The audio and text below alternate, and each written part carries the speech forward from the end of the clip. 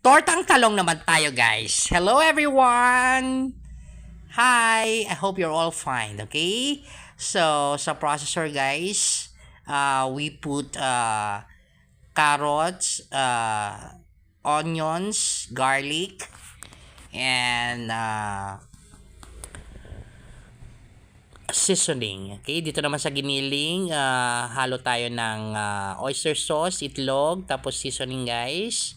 Then mix natin yung giniling, mix natin yung ground carrots together with the spices. Tapos lagay tayo ng breadcrumbs.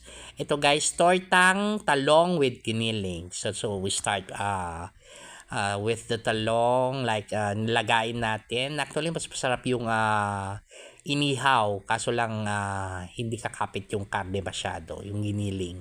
So mas maganda kapag ilaga, then bikain.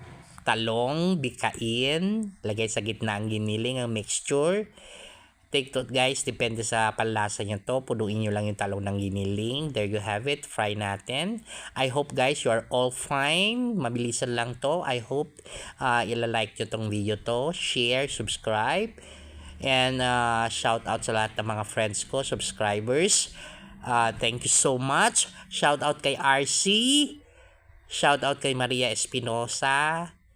Shout out sa mga friends ko sa iCore. Sa mga friends ko sa Alorica, shout out Romeo, and si Rob. Shout out sa mga yun.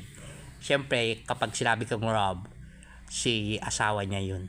Hindi ko babanggitin yung name niya. Love you, miss you, girl. Okay, there you have it, guys. Pabilisan lang to, 5 lang to na talong.